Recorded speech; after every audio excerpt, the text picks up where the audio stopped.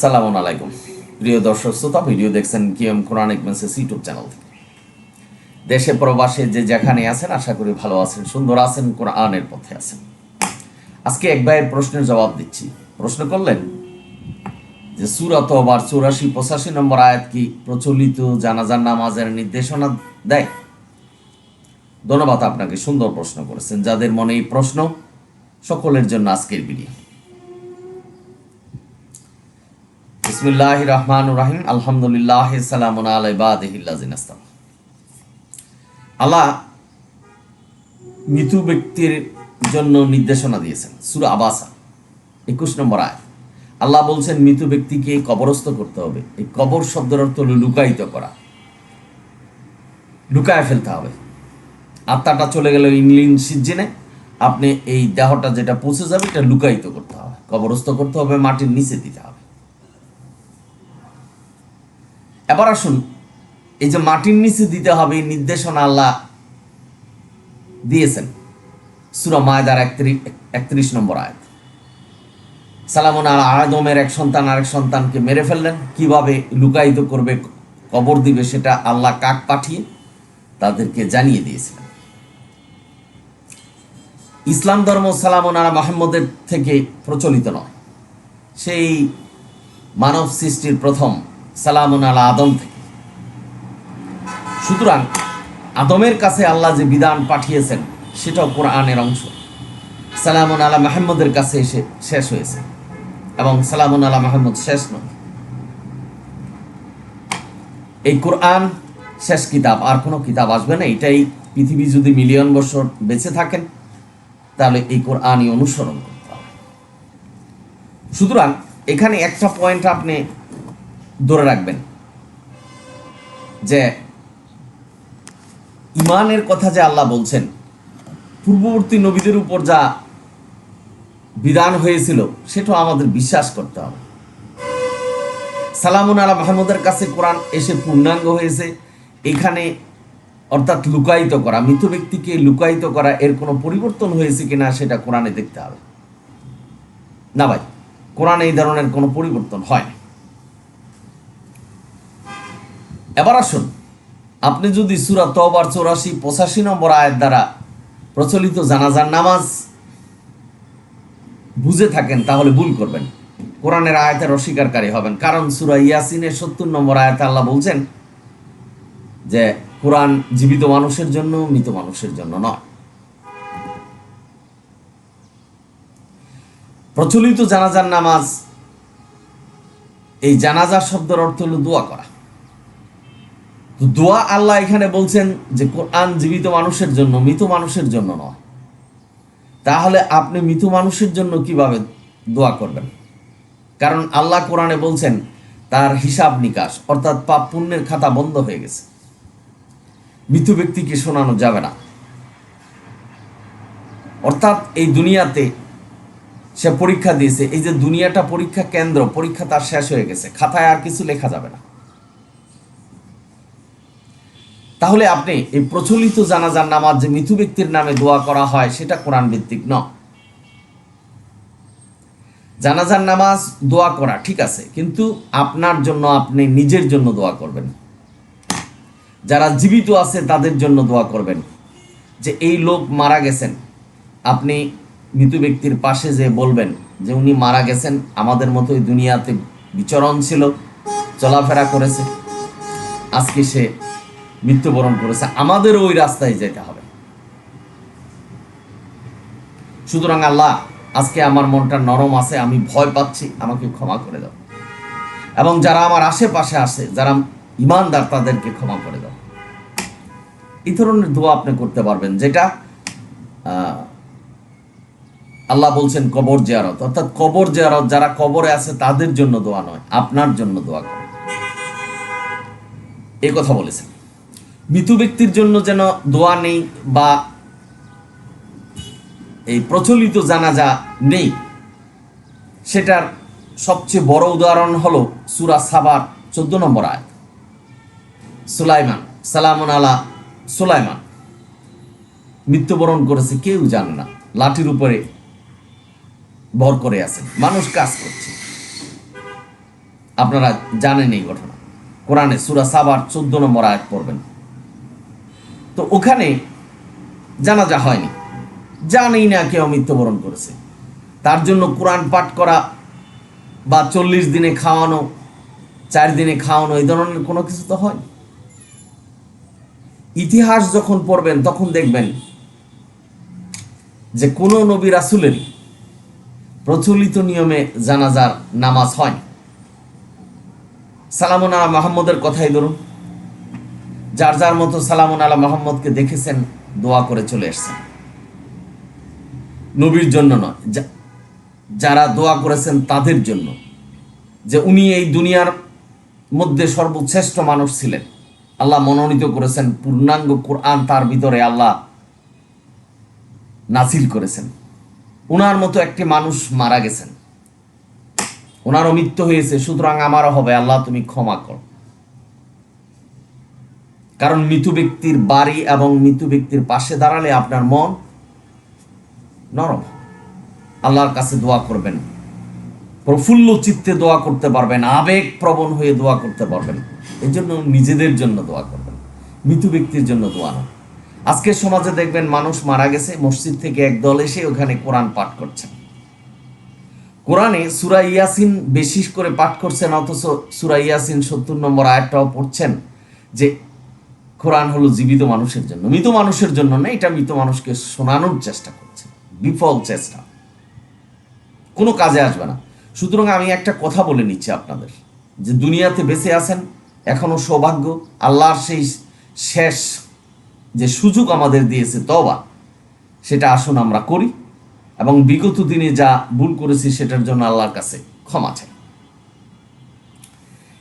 এবার আসুন যে সূরা তওবার 84 নম্বর আয়াতে আল্লাহ কি বলছেন, আরো আগের থেকে বলবেন, 82-83 নম্বর আয়াতে এখানে কাফেরের কথা বলছে, যে কাফেরের কাছে যেও না, তাদের কর্মকাণ্ড যেন আমাদের ভিতরে না আসে, তাদের জন্য যেন কোনো মায়া না হয়, কারণ তারা অস্বীকার করেছে নবী রাসূলকে, আল্লাহর বাণীকে। তাদের সন্তান সন্ততি দেখে যেন তোমার মায়া না হয় তাদের জন্য, এভাবে আল্লাহ বলেছেন। এবং যেখানে তাদেরকে লুকায়িত করেছে সেখানে তুমি দাঁড়ায়ও না, যে তাদের ব্যাপারে তোমার কিছুর দায়িত্ব নেই, কিছু করার নেই। তারা মুশরিক, নাস্তিক, কাফের, অপবিত্র অবস্থায় মৃত্যুবরণ করেছেন, এই কথা বলেছেন। আতিউল্লাহ ওয়া আতিউর রাসূল, আমাদের মোল্লারা যে ভুল বুঝাচ্ছেন যে নবীকেও মানতে হবে, আল্লাহকেও মানতে হবে পৃথকভাবে। আল্লাহর বাণী কোরআন, নবীর বাণী হলো বুখারী শরীফ, মুসলিম শরীফ, তিরমিজি শরীফ, এটা নবীর সুন্নাত। অথচ আল্লাহ বলে দিয়েছেন সুন্নত হলো সুন্নতুল্লাহ, সুন্নত আল্লাহ, যেটাই ফরজ সেটাই সুন্নত। এই যে পার্থক্য করে মানা, তার মানে শিরিক করছেন। যেখানে আমরা সালামুন আলা মুহাম্মদকে অনুসরণ করছি এবং আল্লাহ অনুসরণ করতে বলেছেন, তাহলে সালামুন আলা মুহাম্মদের প্রচলিত নিয়মে জানাজা হয়নি, তাহলে আমাদের হচ্ছে কেন? প্রশ্নটা আপনাদের কাছে। এবার আসুন সূরা হাউজের 71 নম্বর আয়াতে আল্লাহ কি বলছেন। অনেক ভিডিওতে আমি বলেছি, যার সনদ নেই, যার দলিল নেই, সেটা অনুসরণ করা যাবে না। আল্লাহ বলছেন কুতিলাল খারাসুন, অনুমান ভিত্তিক কোনো ইবাদত করা যাবে না। আল্লাহ সূরা আনামের 34 নম্বর আয়াতে বলছে,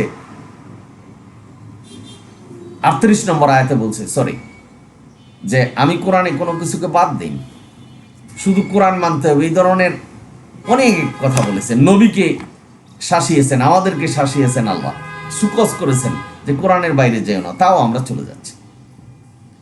সুতরাং এই কোরআনের বাইরে যে নিয়ম পদ্ধতি ইসলামে প্রচলন আছে, এই সৎকারের কার্যগুলি এরকম একটি, বরই পাতা দিয়ে গোসল করানো না ভাই, এই ধরনের কোনো নিয়ম পদ্ধতি কোরআনে নেই। কারণ এই দেহটা পচে যাবে, গলে যাবে, কবরস্থ মানে লুকায়িত করতে হবে।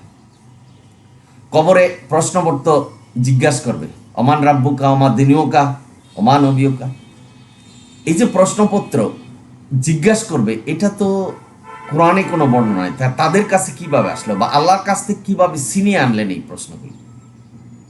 আমাদের এই দুনিয়াতে যদি প্রশ্নপত্র ফাঁস করা হয়, তার জন্য আদালত হয়, জেল জরিমানা হয়। তো আল্লাহর কাছ থেকে যারা প্রশ্নপত্র ছিনে আনলেন, তো তারা কি জান্নাতে যাবে না জাহান্নামে যাবে? প্রশ্নপত্র ছিনে আনলো না, মনে করেন আল্লাহর কাছ থেকে আনা প্রয়োজন নেই, কিন্তু আল্লাহর নামে যে মিথ্যা বলছেন যে এগুলি কবরে জিজ্ঞেস করা হবে, তার নামাজ রোজা হজ জাকাত কোনো কিছু কি কবুল হবে? আল্লাহ কোরআন থেকে জিজ্ঞেস করবে এ কথা বলছেন। যাকে যেটা দিয়ে প্রশ্ন করার প্রয়োজন আল্লাহ সেই প্রশ্ন করবেন। আল্লাহ জানেন আপনি কি করেছেন, কোরআনের কতটুকু জানেন। আপনি কোরআনের কিছুই জানেন না, দুনিয়াতে চিন্তায় রাহাজানি, খুন, দর্শন, মানুষের সম্পত্তি, সুদ ঘুষ এগুলি নিয়ে বেড়াচ্ছেন, করে গেছেন, মৃত্যু হয়েছে, আপনাকে কি জিজ্ঞাসা করবো? আপনাকে বলবে সঙ্গত কারণে যে আপনি কোরআন মানেন নাই কেন, কোরআন তো আমি তোমাদের জন্য নির্দেশনা হিসেবে পাঠিয়েছি। উত্তর না দিতে পারলে আর কিছু জিজ্ঞেস করার তো প্রয়োজন, এটা সাধারণ জ্ঞান। আল্লাহ বেসিক জ্ঞান দিয়ে আমাদের পাঠিয়েছে দুনিয়াতে। কোরআন যদি আপনি জীবনে নাও পড়েন তাহলে কোনটা ভালো মন্দ বুঝতে পারবেন, আগুনে হাত দিলে হাত পুড়ে যাবে এটা বুঝতে পারবেন। তার মানে এই বেসিক জ্ঞান দিয়েই আল্লাহ আমাদের কাছে পাঠিয়েছে। আর কোরআনের নিয়ম পদ্ধতি বিধান হলো আপনি মৃত্যু হলে জান্নাতে যাবেন না জাহান্নামে যাবেন, এই সতর্ক করছে আল্লাহ। কোন কাজ করলে জান্নাতে যাবেন, কোন কাজ করলে আপনি জাহান্নামে যাবে, এই সতর্ক করছেন। আল্লাহ আমাদেরকে একটা স্বাধীন ইচ্ছা দিয়েছে, আপনি গ্রহণ করতে পারেন ভালোটা এবং মন্দটা। বিচার একদিন হবে, তবে মৃত্যু হবে সবার জন্য। বাবারা, আপনারা যারা শুনছেন, আল্লাহ কোরআনে দোয়া শিখাচ্ছেন, অকুর রাব্বির হামহুমা কামা রাব্বায়ানি সাগীর। আমাদের সমাজে এটা মৃত্যু হলে পড়ে, অথচ এটা জীবিত মানুষের জন্য। কোরআন যেহেতু জীবিত মানুষের জন্য, আপনার পিতামাতা জীবিত আছে, তাদের জন্য এই দোয়া করুন। সুতরাং আপনি যে প্রশ্ন করেছেন যে 9-84-85 অর্থাৎ সূরা তাওবার 84-85 নম্বর আয়াত প্রচলিত জানাজার নামাজ নির্দেশনা দেয় না। কোরআন প্রচলিত জানাজার নামাজের নির্দেশনা নেই। কোরআনে যেটা নেই সেটা আমরা অনুসরণ করতে পারবো না, যদি করি তাহলে প্রথমষ্ট হবে। বা বোনেরা, আশা করি বুঝতে পেরেছেন। তবে আমি একটি কথা বলছি আপনাদেরকে, কোনো নবী রাসূলেরই প্রচলিত নিয়মে জানাজার নামাজ হয়। সুতরাং এটা মানুষের বানানো নিয়ম পদ্ধতি। মৃত ব্যক্তির নামে তো দোয়াই করা যাবে না, কারণ আল্লাহ সুস্পষ্ট আয়াতে বলছেন যে কোরআন জীবিত মানুষের জন্য, মৃত মানুষের জন্য নয়। আমাদের দেহটা পচে যাবে, গলে যাবে, অন্য মানুষের যেন পৃথিবীটা যেন দূষণমুক্ত থাকে, এর জন্য কবরস্থ মানে লুকায় রাখতে হবে। আল্লাহ কাক দিয়ে সে আদমের এক সন্তানকে জানিয়েছিলেন।